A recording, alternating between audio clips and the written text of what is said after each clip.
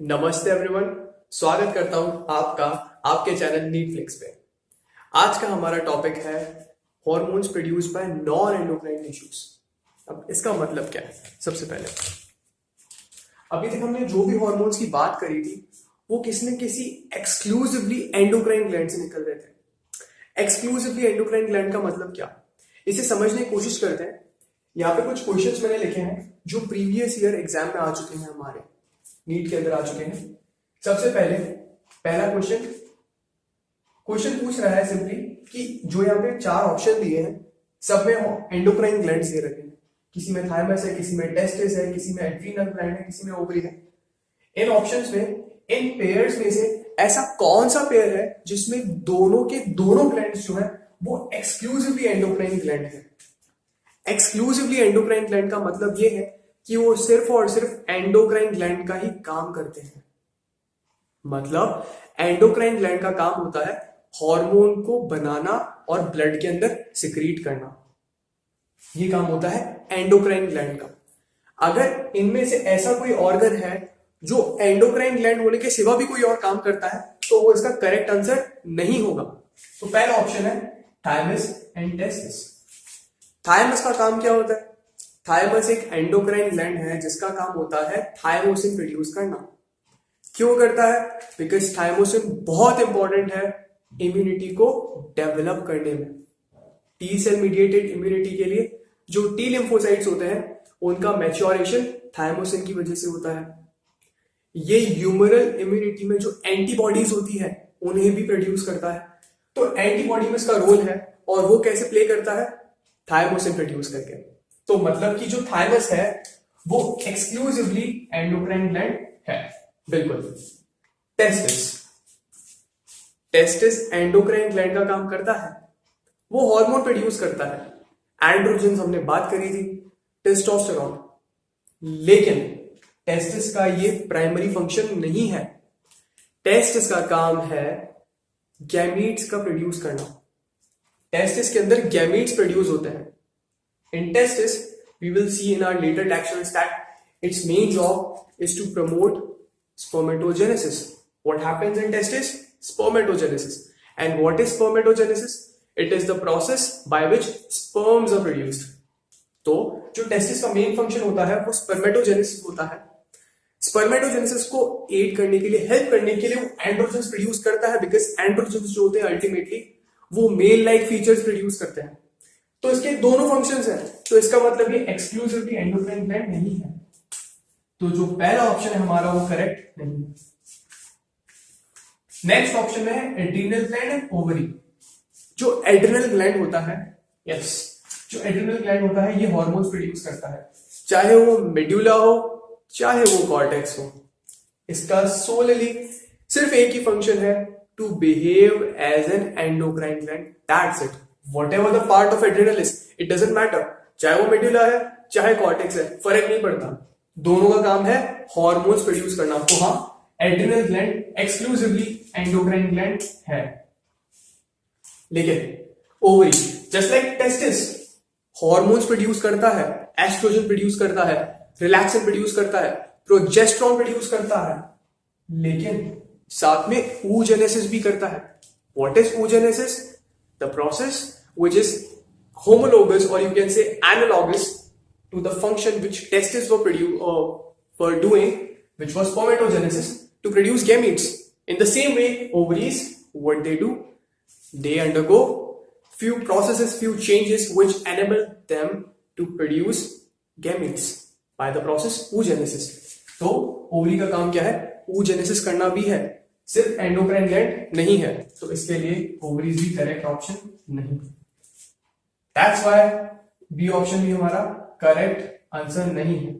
C option में parathyroid का एक ही काम होता है, पीटीएच को प्रोड्यूस करना। क्या करता है ये? पीटीएच बनाता है, पैरेट हार्मोन बनाता है, सिर्फ यही काम होता है इसका। तो ये तो एक्सक्लूसिवली एंडोक्राइन ग्लैंड है। एड्रीनल हमें पता है एक्सक्लूसिवली एंडोक्राइन ग्लैंड है। तो करेक्ट आंसर इस क्वेश्चन का हो जाएगा सी।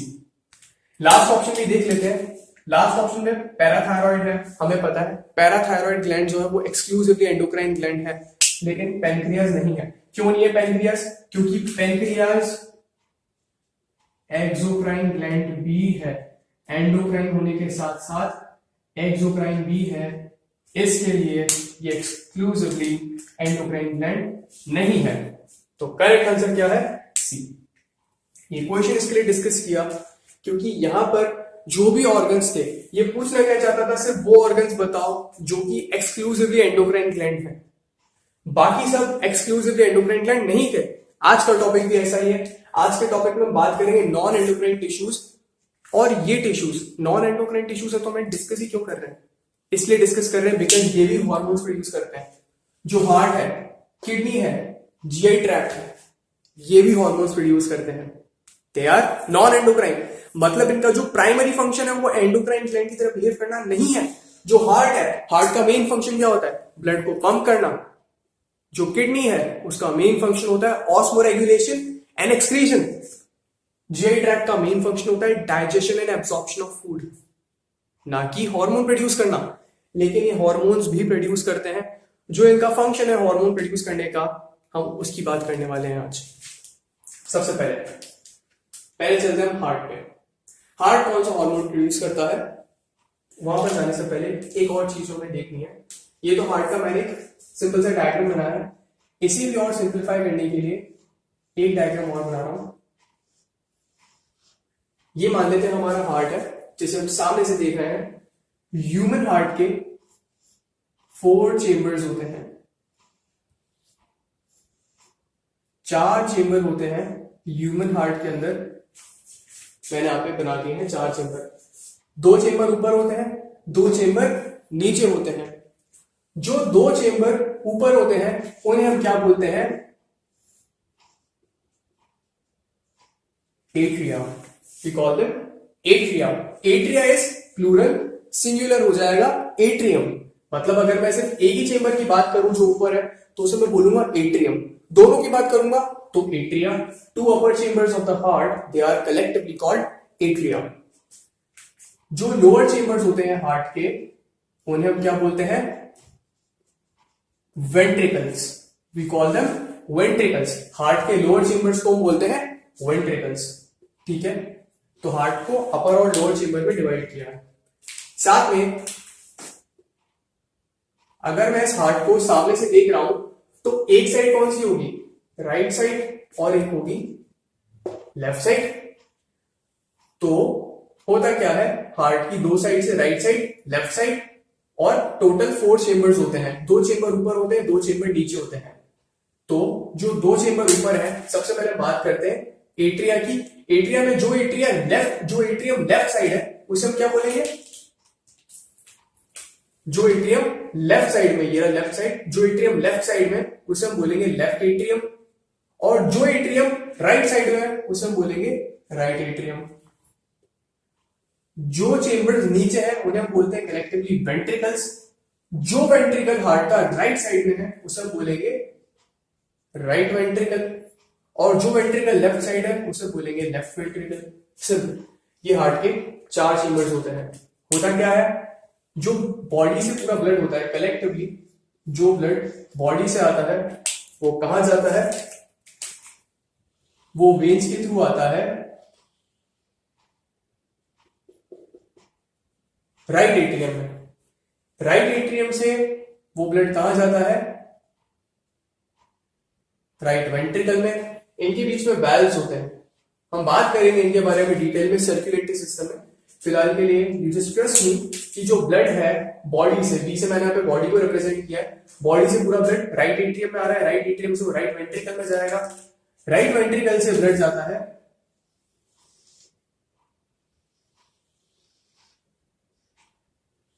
लंग्स के अंदर। कहा जाएगा? लंग्स के अंदर। लंग्स में क्यों जाएगा?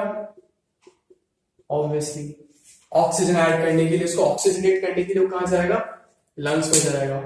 फिर लंग्स से वो ब्लड कहां जाता है? लेफ्ट एट्रियम में जाता है। ऑक्सीजनेटेड ब्लड लेफ्ट एट्रियम में जाता है। लेफ्ट एट्रियम और वेंट्रिकल के बीच में जैसे राइट एट्रियम और राइट वेंट्रिकल के बीच में कनेक्शन था, वैसे ही लेफ्ट एट्रियम और लेफ्ट वेंट्रिकल के बीच में भी कनेक्शन होता है। लेफ्ट एट्रियम से ब्लड आ जाएगा लेफ्ट वेंट्रिकल में, और लेफ्ट वेंट्रिकल से फिर ब्लड कहां जाता है, वापस से हमारी बॉडी के अंदर जाता है, बॉडी के टिश्यूज में जाता है। तो ये स्कीमेटिक डायग्राम है सर्कुलेटरी सिस्टम का, ह्यूमन सर्कुलेटरी सिस्टम का। ये बता दिया, इससे हमें एक एनाटॉमी का आइडिया हो गया है हार्ट का। अब जो हार्मोन की हम बात कर रहे थे, जो हार्मोन हार्ट से निकलता है वो कहां प्रोड्यूस होता है, एट्रियल वॉल के अंदर। जो मैंने बोले चेंबर्स हैं, जो चेंबर्स ऊपर है वो है एट्रिया, और जो चेंबर्स नीचे है वो है वेंट्रिकल्स। जो एट्रिया है उसकी वॉल्स होगी अंदर, चेंबर एक खाली कमरा होता है, खाली कमरे की दीवारें होती है। In the same way, these atria will have walls. Those walls are structures which are associated with production of hormones, which we are going to talk about. जो hormones है वो atria की wall से produce होते हैं, और वो hormone क्या है, ANF, ANF या फिर ANP, दोनों में से आप कुछ भी बोल सकते हो, they are one and the same thing. ANF का फुल फॉर्म होता है एट्रियल नेट्रियूरेटिक फैक्टर। एएनपी का क्या मतलब होता है, एएनपी का मतलब होता है एट्रियल नेट्रियूरेटिक पेप्टाइड। दोनों एक ही चीज है। एएनपी से हमें पता चल जाता है कि इसका नेचर क्या है, पेप्टाइड नेचर है, प्रोटीनेशियस है। एट्रियल नेट्रियूरेटिक फैक्टर बोलो, एट्रियल नेट्रियूरेटिक पेप्टाइड बोलो, कोई दिक्कत नहीं है, दोनों एक ही चीज है। अब इसका फंक्शन क्या होता है, इसका फंक्शन होता है, अच्छा ठीक है मैं एक बार एक बता देता हूँ रिलीज कब होता है, जिससे हम प्रिडिक्ट कर सके इसका फंक्शन क्या होता है। जो एएनएफ होता है ये तब प्रोड्यूस होता है जब ब्लड प्रेशर बहुत ज्यादा होता है। जब ब्लड प्रेशर ज्यादा होता है तो वो ट्रिगर करता है एएनएफ के सिक्रीशन को। जब ब्लड प्रेशर ज्यादा होता है तो जो स्ट्रेच होता है एट्रियम के ऊपर, मैंने बताया बॉडी से ब्लड कहां आ रहा है, एट्रियम में आ रहा है। तो एट्रियम में जो होगा ब्लड जैसे ज्यादा होगा तो चेंबर है वो स्ट्रेच होगा। जब उसकी बॉल स्ट्रेच होती है तो वहां से ये हार्मोन निकलता है एएनएफ। अब अगर हाई ब्लड प्रेशर इसको रिलीज करा रहा है तो फिगर आउट कर सकते हैं इसका फंक्शन क्या होगा, क्यों निकल रहा है। जो काम होगा, जिस चीज की वजह से ये प्रोड्यूस हो रहा है, इसका फंक्शन क्या होगा, उसे नलिफाई करना होगा, उसे कैंसिल आउट करना होगा। तो अगर ब्लड प्रेशर ज्यादा है जिसकी वजह से एएनएफ निकल रहा है तो एएनएफ का फंक्शन क्या होगा, ब्लड प्रेशर को कम करना। एएनएफ का काम क्या होता है, ब्लड प्रेशर को कम करना या फिर ब्लड वॉल्यूम, एक ही बात है।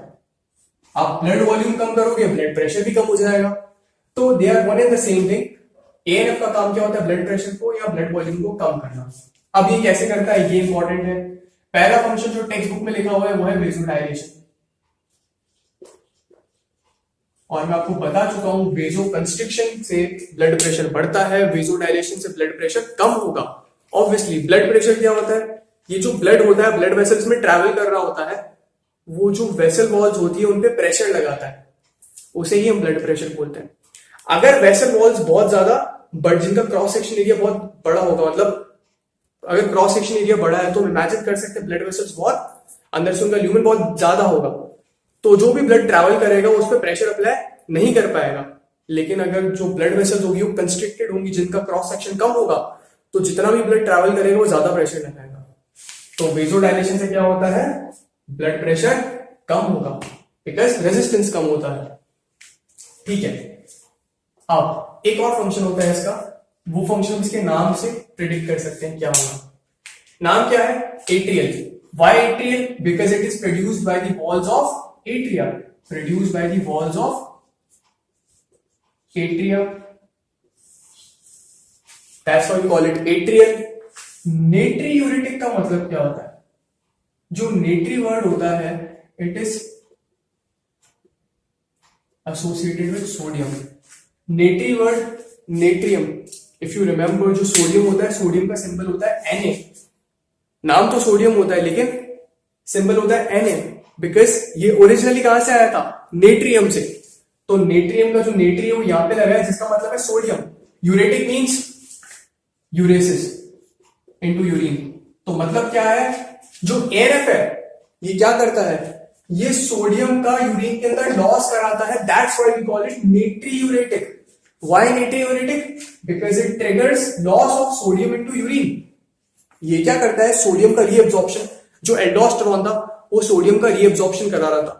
और मैंने आपको बताया था अगर सोडियम का लेवल ब्लड के अंदर बढ़ेगा तो वाटर भी उसके पीछे पीछे आएगा और ब्लड वॉल्यूम बढ़ेगा। ब्लड वॉल्यूम बढ़ते ही ब्लड प्रेशर भी बढ़ता है। तो एएनएफ क्या करता है, बिकॉज इसको ब्लड प्रेशर कम करना है, ये सोडियम का लॉस कराता है यूरिन के अंदर।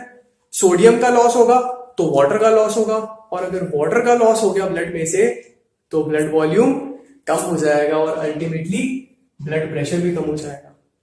तो पहला फंक्शन वेसोडाइलेशन, दूसरा फंक्शन नेट्रीयूरेसिस। क्या है दूसरा फंक्शन? नेट्रीयूरेसिस।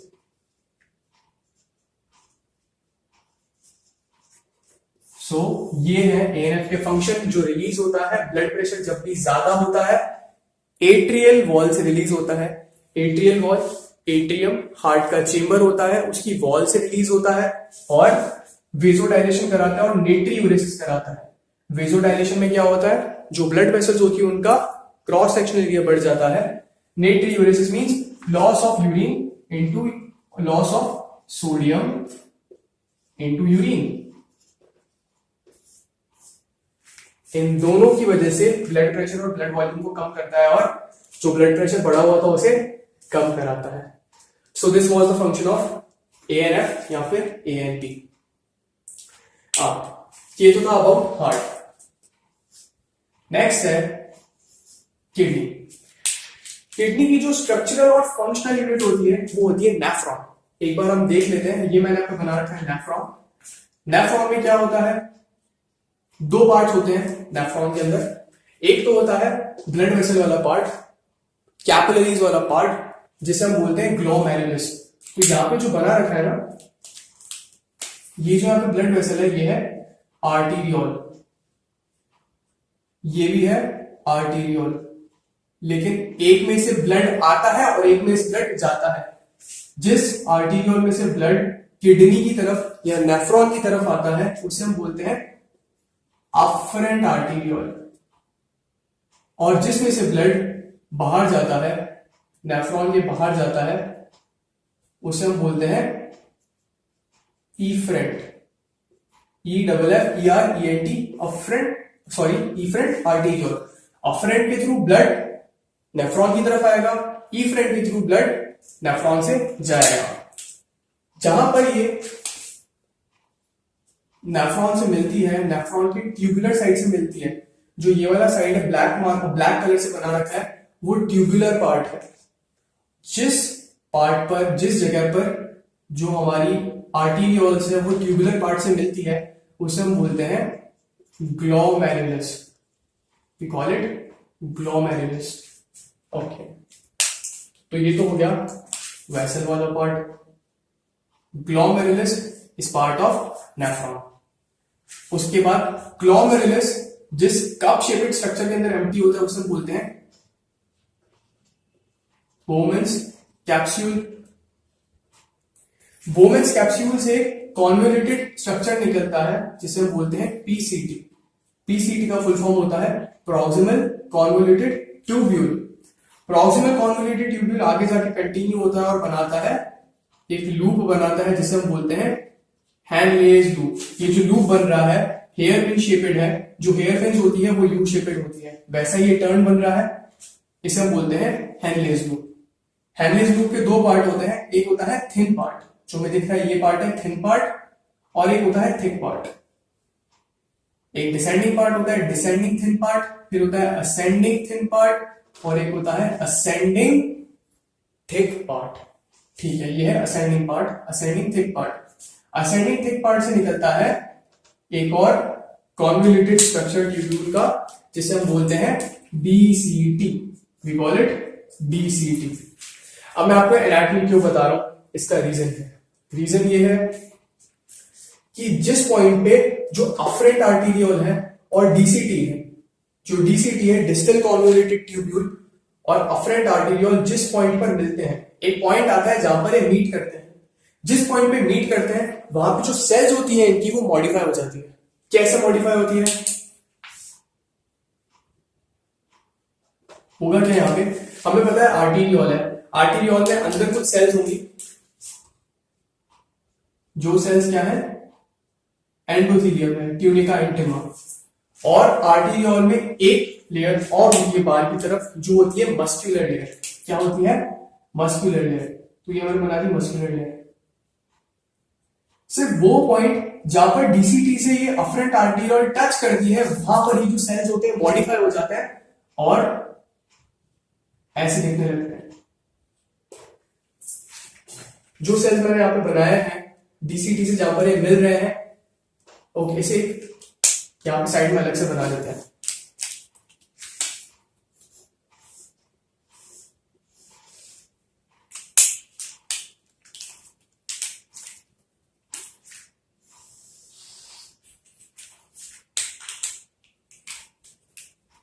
ये क्या है? अफरेंट आर्टीरियोल है। और ये क्या है? डीसीटी। जिस पॉइंट पे मिलते हैं अंदर तो क्या है यहां पे? एंडोथेलियम है, एंडोथेलियल सेल है अफरेंट आर्टीरियोल के अंदर। बाहर बाहर क्या होगी? मस्कुलर लेयर होती है। लेकिन एक पॉइंट जहां पर ये मिलती है डीसीटी से, वहां पर जो सेल्स होती है वो मॉडिफाई हो जाती है, ऐसी दिखने लगती है। और वही पॉइंट जहां पर डीसीटी अफरेंट आर्टीरियोल से मिलता है, तो डीसीटी के अंदर जो सेल्स होती है वो भी मॉडिफाई हो जाती है। जो ये सेल्स है इनका फंक्शन बड़ा अलग सा होता है। क्या फंक्शन होता है इनका? जो सेल्स अफरेंट आर्टीरियोल की मॉडिफाई हुई थी उन्हें हम क्या बोलते हैं? JG cells. We call them JG cell. JG cell means, JG का मतलब होता है juxta glomerular cells. JG cells stand for juxta glomerular cells. जो सेल्स डीसीटी के अंदर होती है वो होती है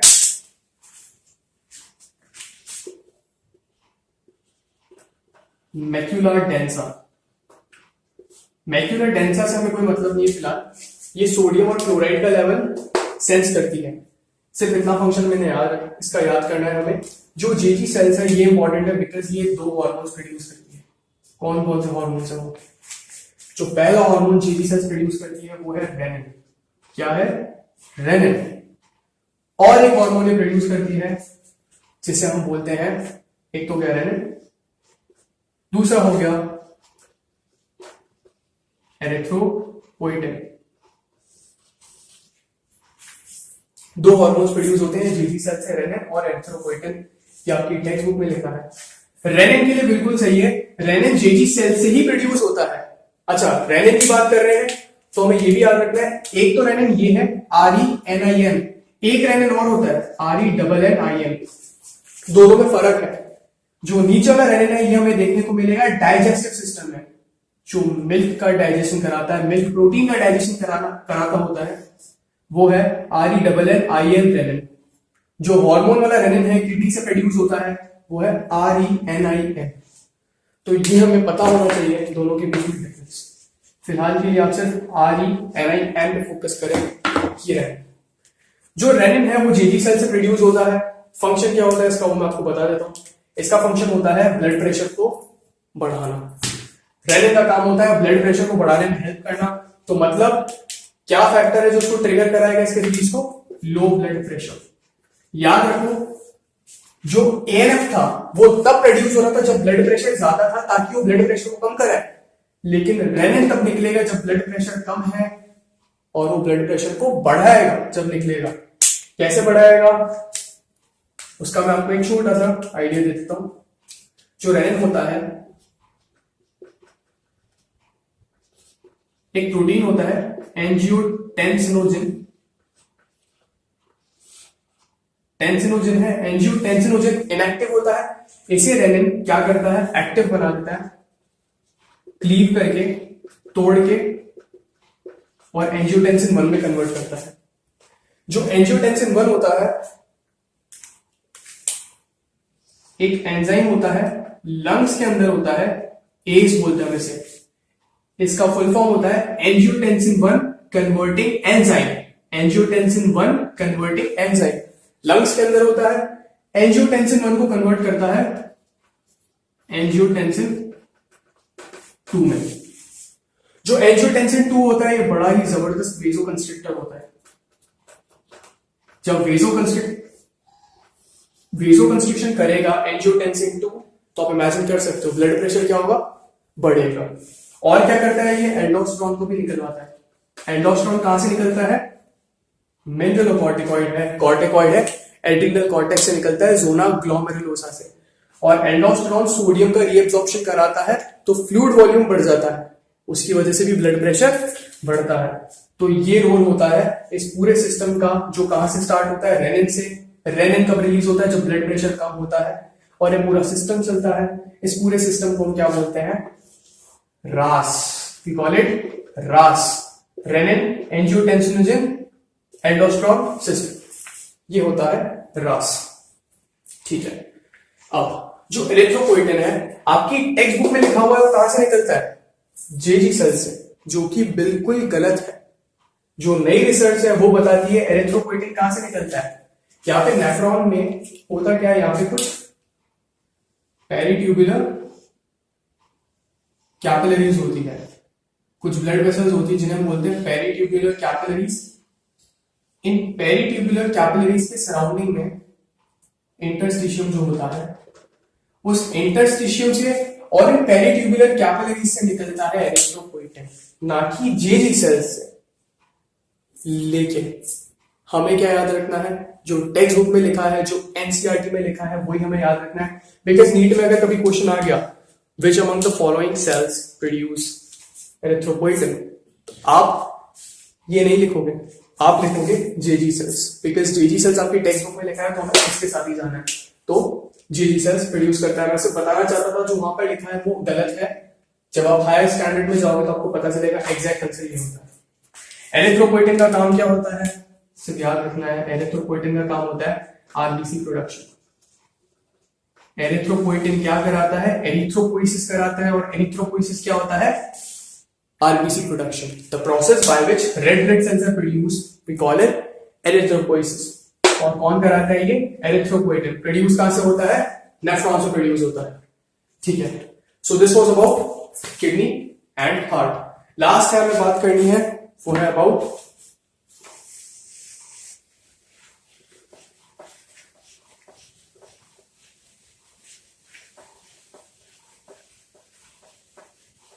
hormones produce from GI tract. See, जो जीआई ट्रैक्ट होता है ये क्या है, जीआई ट्रैक्ट में एसोफेगस, ये क्या है, stomach. What is this, this is duodenum. अब कौन कौन से हॉर्मोन्स प्रोड्यूस होते हैं यहां से,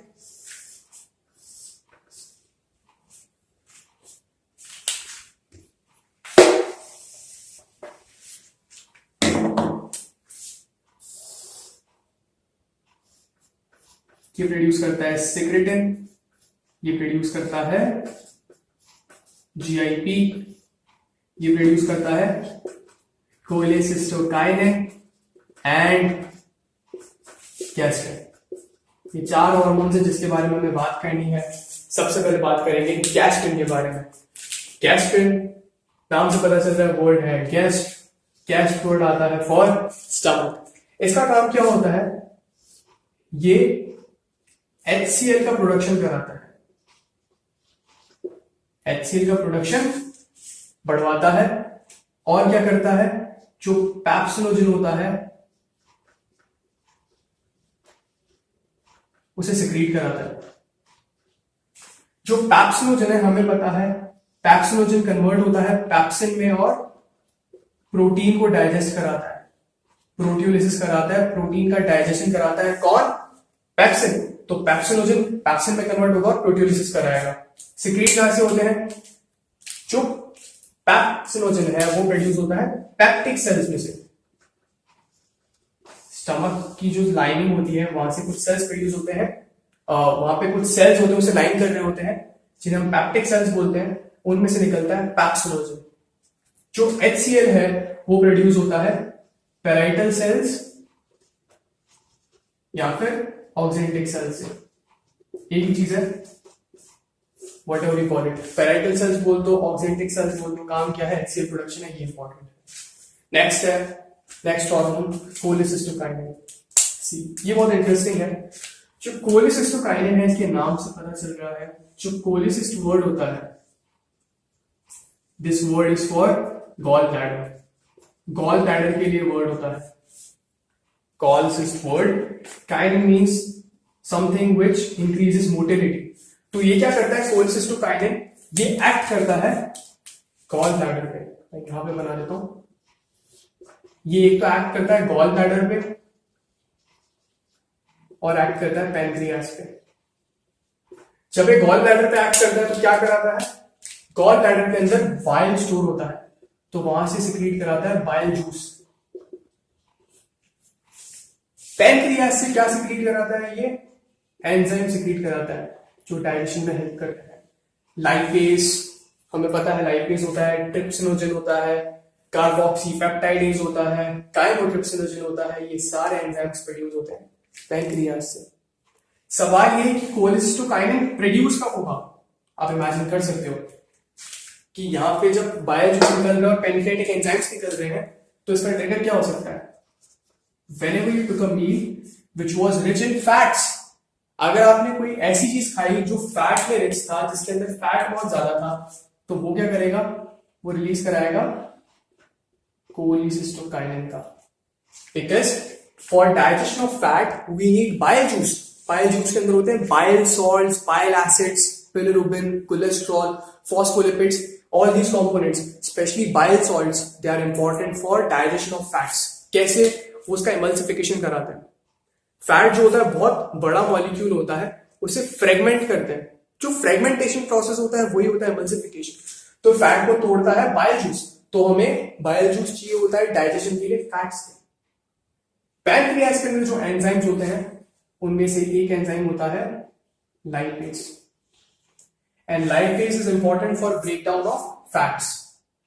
तो कहने का मतलब है कोलिसिस्टोकाइनिन कब प्रोड्यूस होगा, जब भी आपने खाना खाया जिसमें फैट बहुत ज्यादा था, तो फैट को डाइजेस्ट कराने के लिए रिलीज होता है। कहां से रिलीज होता है, डियोडेनम से रिलीज होता है, डियोडेनम और जैजुलम से रिलीज होता है। तो यहां से निकलेगा कोलिसिस्टोकाइनिन, पैनक्रियास पे जाके एक्ट करेगा कोलिसिस्टोकाइनिन और गॉल ब्लैडर पे एक्ट करेगा। पैनक्रियास से उसके एंजाइम्स निकलवाएगा, lipase for digestion of fats, gall bladder से बाइल जूस निकलवाएगा for emulsification of fats. Both these processes help in digestion of fats. That's it. Next है secretin। जो secretin है वो कब प्रोड्यूस होता है, जब भी आपने खाना खाया which was rich in acid, या फिर कई बार स्टमक से बहुत सारा एसिड निकल जाता है, वो एसिड डियोडेनम में जाता है, तो क्या करता है, डियोडेनम में जो सेल्स होती है उसे स्टिमुलेट करता है और वो निकालती है secretin। अब आप इमेजिन कर सकते हो, जब एसिड है, एसिड स्टिमुलेट कर रहे हैं सिक्रेटिन के प्रोडक्शन को, तो मतलब सिक्रेटिन का काम क्या होना चाहिए, to get rid of this acid. H+ बनाया मैंने, H+ क्या है, प्रोटॉन्स। व्हाई, बिकॉज जो एसिड होते हैं प्रोटॉन प्रोड्यूस करते हैं, केमिस्ट्री में देखेंगे। सिक्रेटिन क्या करेगा, इसे न्यूट्रलाइज करने के लिए वो पैनक्रियास पे एक्ट करता है सिक्रेटिन, और पैनक्रियास से निकलवाएगा बहुत सारा पानी, वाटर से क्या होगा, ये एसिड डाइल्यूट हो जाएगा, तो अल्टीमेटली H+ का कंसेंट्रेशन कम होगा। तो H+ से कोई डैमेज अगर डियोडेनम में हो सकता था तो वो अब नहीं होगा। और क्या करता है, ये बाइकार्ब प्रोड्यूस करता है। क्या प्रोड्यूस करता है,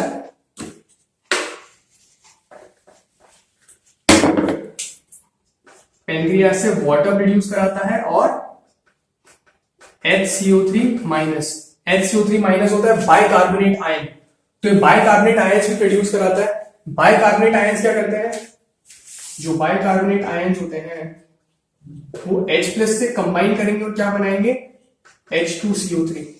H2CO3 ब्रेक हो जाएगा H2O+ CO2 के अंदर, तो आप देख सकते हो अल्टीमेटली न्यूट्रलाइज हो गया है। ये आगे वाला प्रोसेस जो होता है ये एंजाइम से मीडिएट होता है, लेकिन वो यहाँ पे ना भी हो तो आप सिर्फ इतने प्रोसेस को याद रखना कि H+ HCO3- में कंबाइन करके H2CO3 बनाकर और H+ को न्यूट्रलाइज कर देता है। So this was the trigger for secretion of secretin. Next है GIP।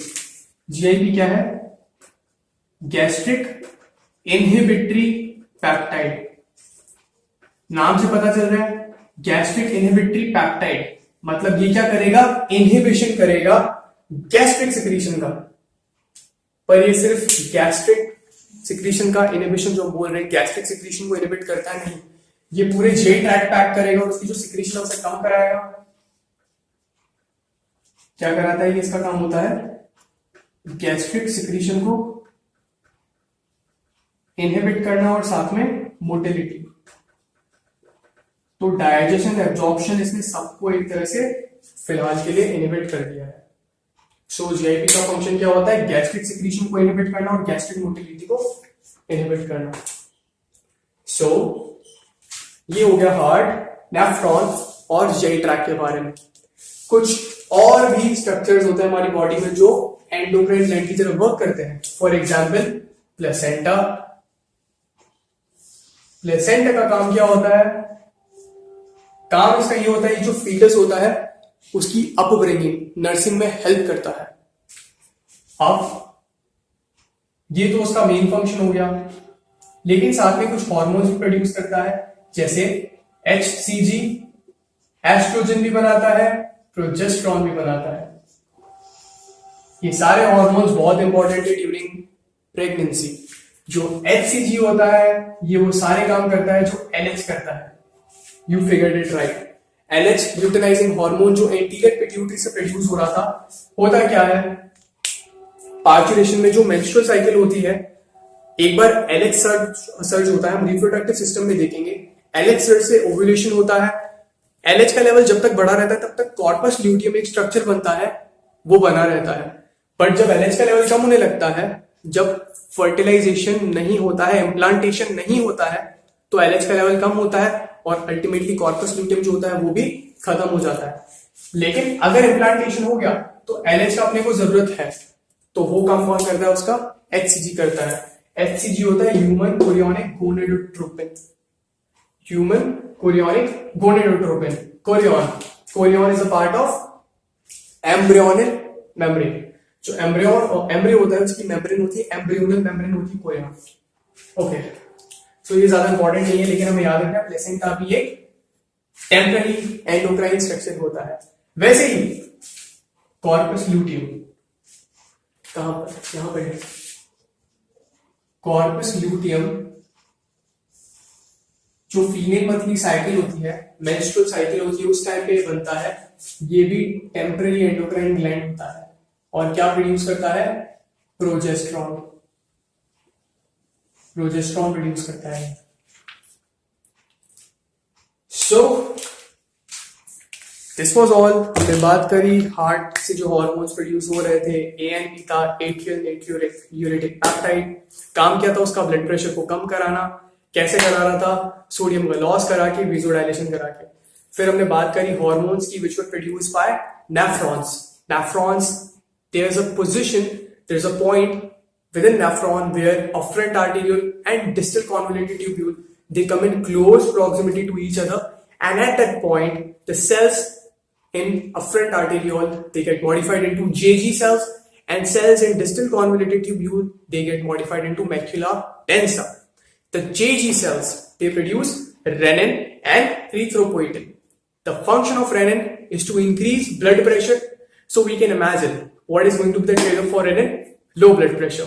renin का काम क्या होता है, जो एंजियोटेंसिनोजन है, प्रोटीन है, उसे वो एंजियोटेंसिन 1 में कन्वर्ट करता है। एंजियोटेंसिन 1 फिर ब्लड के थ्रू सर्कुलेट करता है, लंग्स में जाता है, लंग्स में एंजाइम होता है एस एंजियोटेंसिनोजन, और एंजियोटेंसिन 1 कन्वर्टिंग एंजाइम, जो उसको एंजियोटेंसिन 2 के अंदर कन्वर्ट करता है। एंजियोटेंसिन 2 वेसोकंस्ट्रिक्शन करता है और एल्डोस्टेरोन का प्रोडक्शन करता है। इन दोनों प्रोसेस से ब्लड प्रेशर बढ़ जाता है।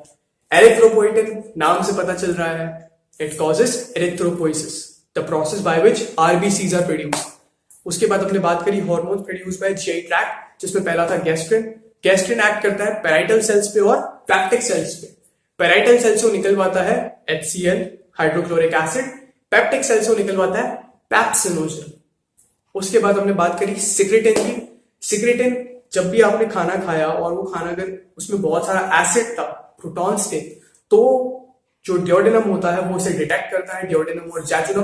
वहां से हार्मोन निकलता है सिक्रेटिन। सिक्रेटिन क्या करेगा, इस एसिड को न्यूट्रलाइज करेगा। न्यूट्रलाइज करने के लिए बायकार्ब्स रिलीज कराता है पैनक्रियास से, बायकार्बोनेट्स, एंड वाटर प्रोड्यूस कराता है बहुत सारा, किससे, पैनक्रियास से, ताकि इसको डाइल्यूट कर दे। फिर एक और हार्मोन निकलता है कोलिसिस्टोकाइनिन। जब आपने कोई मील लिया है जिसके अंदर फैट बहुत ज्यादा था, तो उसके डाइजेशन के लिए cholecystokinin, cholecyst word is for gall bladder, तो गॉल ब्लैडर पैक करता है, उसको कॉन्ट्रैक्शन कराता है, जिसकी वजह से उसमें जो स्टोर्ड बाइल होता है, बाइल जूस होता है, वो निकलता है। बाइल जूस फैट्स का एमल्सिफिकेशन कराता है। अब उन्हें डाइजेस्ट करने का काम कौन करता है, पेनक्रियाटिक जूस में लाइपेस, लाइपेस एक्ट करता है फैट्स के ऊपर और उसको डाइजेस्ट कर देता है। ये दो चीजें कराता है कोलिसिस्टोकाइनिन। उसके बाद लास्ट था जीआईपी, गैस्ट्रिक इनहिबिटरी पेप्टाइड, जिसका काम था गैस्ट्रिक सिक्रीशन को इनहिबिट करना और गैस्ट्रिक मोटिलिटी को इनहिबिट करना। ये हार्मोन जीआई ट्रैक्ट को इनहिबिट करता है। फिर कुछ टेम्पररी एंडोक्राइन ग्लैंड्स की हमने और बात करी, जिसमें से एक था कॉर्पस ल्यूटियम और प्लेसेंटा। अब यहां पे कुछ क्वेश्चंस और थे, दो क्वेश्चन और हैं जो कर लेते हैं एक बार, ठीक है। ये वाला क्वेश्चन है temporary endocrine gland in human body. अब यहां पे चार ऑप्शंस हैं, देखें इन चारों में से कौन सा टेम्पररी एंडोक्राइन ग्लैंड है। Corpus cardiacum, corpus luteum, corpus allatum, pineal gland. Corpus cardiacum and corpus allatum, ये दो स्ट्रक्चर्स ह्यूमन बॉडी में नहीं होते हैं। As far as I know ये स्ट्रक्चर्स कभी ह्यूमन बॉडी में नहीं होते। कॉर्पस ल्यूटियम होता है और यही इसका आंसर है, टेम्पररी एंडोक्राइन ग्लैंड है। Why not pineal gland, because pineal gland continuously melatonin produce करता है। टेम्पररी मतलब ये थोड़े टाइम के लिए बनता है और फिर उसके बाद खत्म हो जाता है, थोड़े टाइम के लिए रहता है, थोड़े टाइम के लिए नहीं रहता है। पीनियल ग्लैंड हमेशा रहता है। सो इसका करेक्ट आंसर है कॉर्पस ल्यूटियम। एक और क्वेश्चन है, a decrease in blood pressure और volume will not cause the release of. जब भी ब्लड प्रेशर कम होगा या ब्लड वॉल्यूम कम होगा, तो इन चारों में से कोई एक चीज है जो रिलीज नहीं होगी। सी, अगर ब्लड वॉल्यूम कम हो रही है तो क्या केमिकल रिलीज होंगे, जो ब्लड प्रेशर बढ़ा है। इसका मतलब वो केमिकल कभी भी प्रोड्यूस नहीं होगा जो ब्लड प्रेशर कम करेगा। तो इसका मतलब इस क्वेश्चन का आंसर वो केमिकल है जो ब्लड प्रेशर कम नहीं करेगा। ब्लड प्रेशर कम हो रहा है तो वो चीजें निकलेगी जो ब्लड प्रेशर बढ़ाएगी, लेकिन वो चीज नहीं निकलेगी जो ब्लड प्रेशर और भी ज्यादा कम करेगी। तो इस क्वेश्चन का करेक्ट आंसर वो हार्मोन हो जाएगा जो ब्लड प्रेशर को कम करता है। एआरएफ, एल्डोस्टेरोन, एडीएच, रेनिन, इनमें से कौन सा हार्मोन है जो ब्लड प्रेशर को कम करता है, एएनएफ। तो इसका करेक्ट आंसर क्या हो जाएगा, एएनएफ। एल्डोस्टेरोन क्या करता है, सोडियम का रीअब्सॉर्प्शन कराता है, और मैंने आपको बताया था सोडियम का रीअब्सॉर्प्शन कराएगा, ब्लड के अंदर सोडियम का लेवल बढ़ाएगा, तो सोडियम को फॉलो करता है वाटर, तो ब्लड वॉल्यूम भी बढ़ेगा, ब्लड प्रेशर भी बढ़ेगा। तो एल्डोस्टेरोन इसका आंसर नहीं है, क्योंकि ब्लड वॉल्यूम कम करोगे तो एल्डोस्टेरोन तो निकलेगा ही निकलेगा। फिर एडीएच, जब भी ब्लड वॉल्यूम कम होती है तो एडीएच निकलता है। क्यों, मैंने आपको बताया था एडीएच क्या करेगा, वाटर का रीअब्सॉर्प्शन कराएगा तो ब्लड वॉल्यूम बढ़ेगा, और वेसोकंस्ट्रिक्शन कराएगा जिससे ब्लड प्रेशर बढ़ेगा, तो ये भी निकलेगा। रेनिन, रेनिन के बारे में हमने बात करी थी यहाँ पे। रेनिन अल्टीमेटली रास को एक्टिवेट करता है, रास का हिस्सा है, रास का आखिरी हार्मोन या केमिकल एंजियोटेंसिन 2 वेसोकंस्ट्रिक्शन कराता है और एल्डोस्टेरोन निकलता है। दोनों का काम होता है ब्लड प्रेशर और ब्लड वॉल्यूम बढ़ाना, तो वो भी निकलेगा। करेक्ट आंसर क्या है, ANF। So that is all for today, thank you.